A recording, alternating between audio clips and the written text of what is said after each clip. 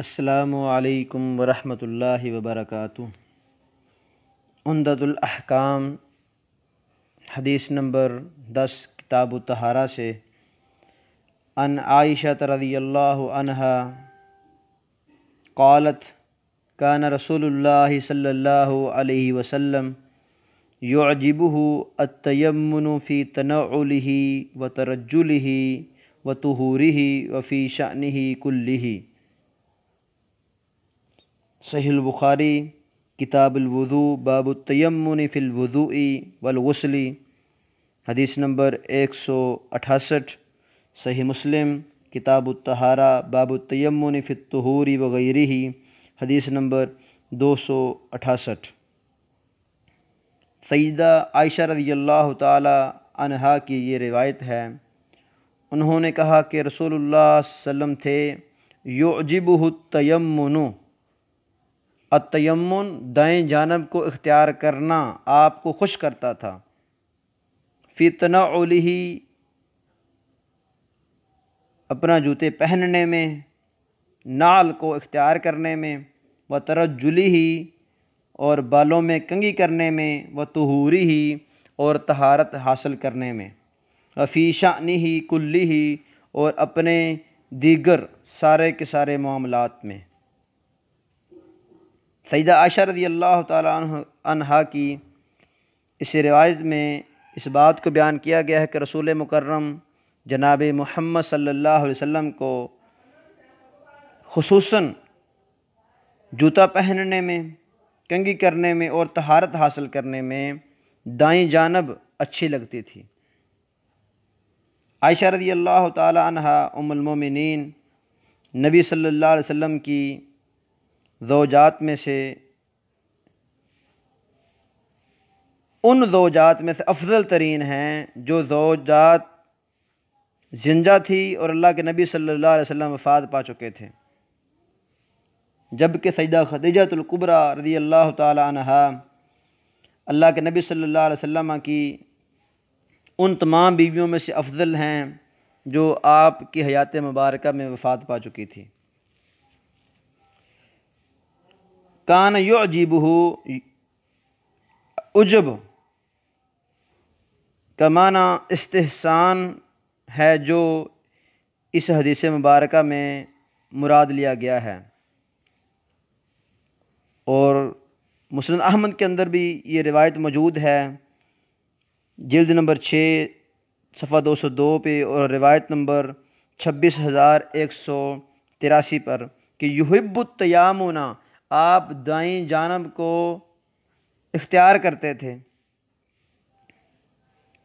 جبکہ قرآن حکیم میں عجب کا ایک اور معنی استغراب، کسی چیز کو اجنبی جاننا، انکار، افسوس وغیرہ کے معنی میں، بل عجبت ویسخرون سورہ صافات میں آیت نمبر 12 پہ انکار کے معنی میں یہاں استعمال ہوا ہے۔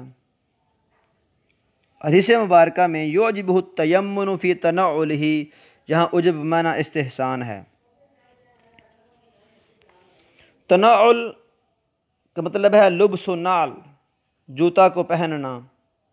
تو جوتے کو پہننے میں سنت طریقہ یہ ہے کہ انسان پہنتے وقت اپنے جوتے کو دائیں جانب سے ابتدا کرے، اور جب جوتے کو اتارے تو پہلا بایاں پاؤں اتارے پھر دایاں اتارے۔ اسی طرح موزے ہیں، جرابے وغیرہ ہیں، اور اسی طرح انسان کا لباس ہے کہ انسان لباس کو پہلے دائیں جانب سے شروع کرے۔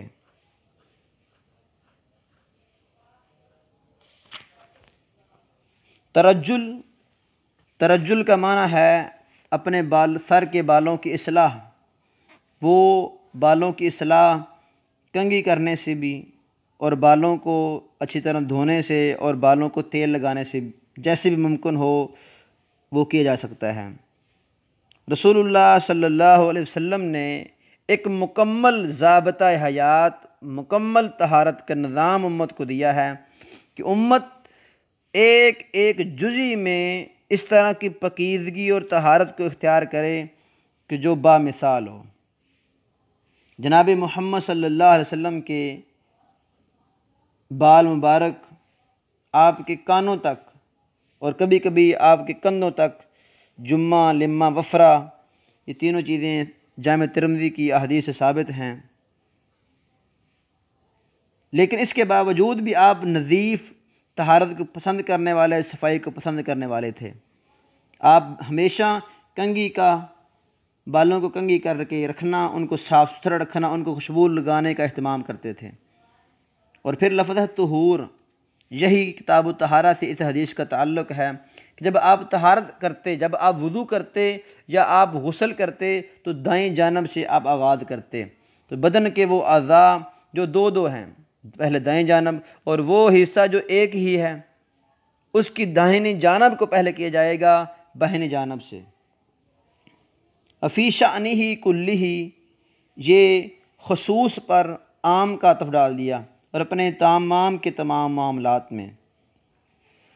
استثناء احادیث اس سے خارج ہوں گی، کیونکہ رسول اللہ صلی اللہ علیہ وسلم نے صحابہ کرام کو استنجا بالیمین کرنا، اس طرح شرمگاہ کو داہنے ہاتھ سے چھونا سے منع فرما دیا۔ ان کاموں کے علاوہ تمام کے تمام وہ کام جو عمدہ کام ہیں، اچھے کام ہیں، مثلا کھانا کھانا ہے، پینا ہے، کسی کو کوئی چیز دینی ہے، تو آپ داہنی جانب کو پسند کرتے، داہنے ہاتھ کو استعمال کرتے۔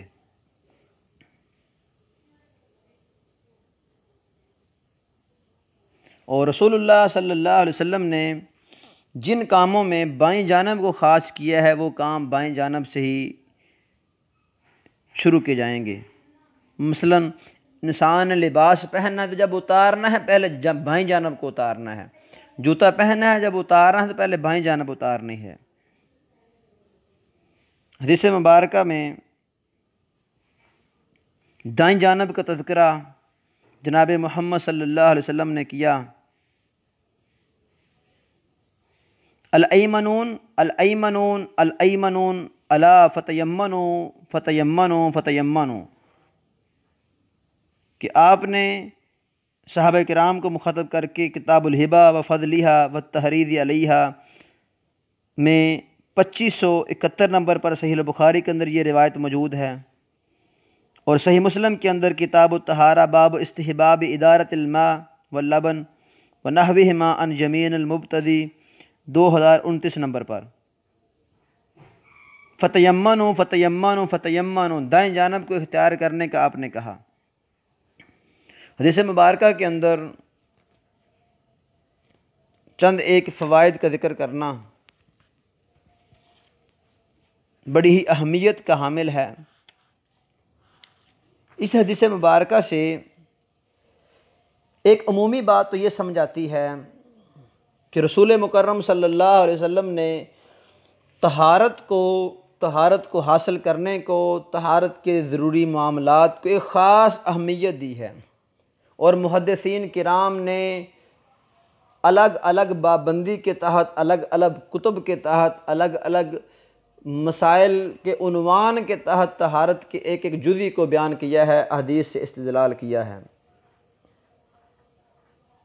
تو یہاں پر رسول اللہ صلی اللہ علیہ وسلم کے فعل اور قول دونوں سے جس چیز کو ثابت کیا جا رہا ہے وہ ہے دائیں جانب کا اختیار کرنا۔ تو یہاں اس حدیث میں یعجبہ التیمن فی تنعلہ و ترجلہ و طہورہ و فی شانہ کلہ، اس سے ایک بات تو یہ سمجھ آتی ہے کہ اعمال آپس میں ایک دوسرے سے متفاضل بھی ہوتے ہیں، تفاضل پا جاتا ہے۔ تو جب عملوں میں تفاضل ہے تو ظاہری بات ہے عاملین میں بھی تفاضل ہے۔ جب عاملین جو عمل کرنے والے انسان ہیں ان میں ایک دوسرے سے افضلیت اور کمتریت کا فرق ہے تو ایمان میں بھی فرق ہے۔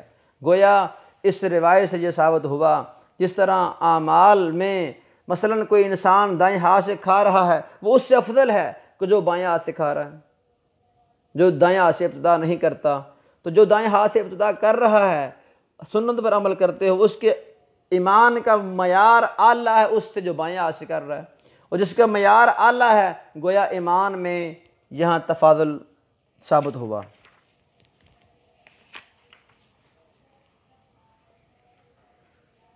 اس حدیث مبارکہ میں دوسرا فائدہ سامنے آیا وہ یہ ہے کہ اللہ کے نبی صلی اللہ علیہ وسلم جوتے کو پہنتے وقت دائیں جانب کو اختیار کرتے تھے، اور جب آپ اتارتے جوتے کو تو پہلے بایاں پاؤں اتارتے پھر داہنا۔ تیسرا فائدہ، جوتے کو پہننے کا جواز، تناول کے لفظ سے جوتے کو پہننے کا جواز ثابت ہوا، اور یہی اصل چیز ہے۔ اللہ تعالیٰ نے قرآن حکیم کے اندر بھی ارشاد فرمایا سیدنا موسیٰ علیہ السلام کے بارے میں، فَخْلَعْ نَعْلَيْكَ إِنَّكَ بِالْوَادِ الْمُقَدَّسِ طُوًى۔ تو ان چیزوں سے یہ ثابت ہوا کہ جوتا عین انسان کا لباس ہے، اس لیے جناب محمد صلی اللہ علیہ وسلم سے جوتا کے اندر نماز کو ادا کرنا یہ بھی ثابت ہے۔ سنن ابی داود کے اندر کتاب الصلاۃ باب الصلاۃ فی النعل حدیث نمبر 652 میں یہ بات موجود ہے کہ انس بن مالک رضی اللہ تعالیٰ عنہ سے پوچھا گیا کیا نبی صلی اللہ علیہ وسلم جوتوں میں نماز پڑھ لیا کرتے تھے؟ تو آپ نے فرمایا ہاں پڑھ لیا کرتے تھے۔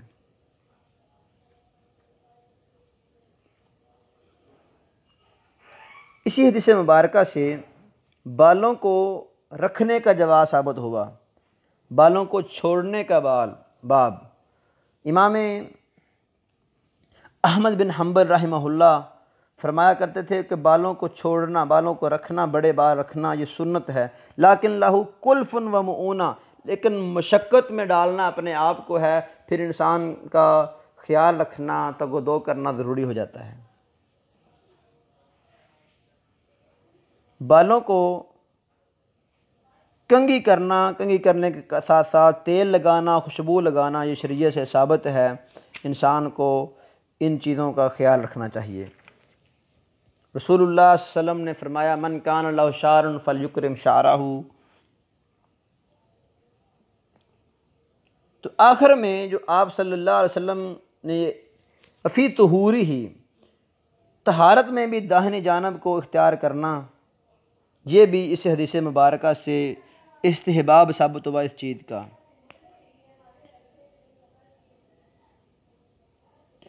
تو عمومی قاعدہ جو ہمارے سامنے آیا وہ ہے کہ داہنی جانب کو تمام کے تمام معاملات میں ابتدا کیا جائے گا، یہاں سے اس کو ترجیح دی جائے گی، سوائے ان کاموں میں کہ شریعت نے جہاں منع فرما دیا، جو شریعت نے رکاوٹ ڈال دی۔ اسی لیے رسول اللہ صلی اللہ علیہ وسلم سے جو وجوہ التیمن ہے، اس میں مثلا صف بندی ہے نماز میں، صفوں کی دائیں جانب یہ افضل بنے گی بائیں جانب سے، کیونکہ ایمن دائیں جانب جو ہے یہ تیمن زمین کے اندر داخل ہے۔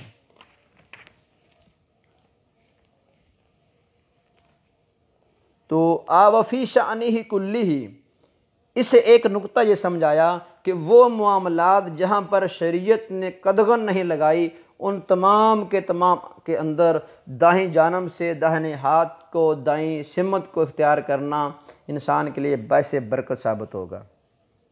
تو وضو کرتے وقت جو ہمارا اصل مسئلہ ہے، غسل کرتے وقت انسان کے وہ اعضاء جو دو ہیں، جن کو الگ طور پر داہنا اور بائنا، یمین و یسار شمار کیا جا سکتا ہے، ان کو دائیں جانب سے آغاز کیا جائے گا، اور وہ حصہ مثلا جو سر کا مسح ہے، یا انسان کا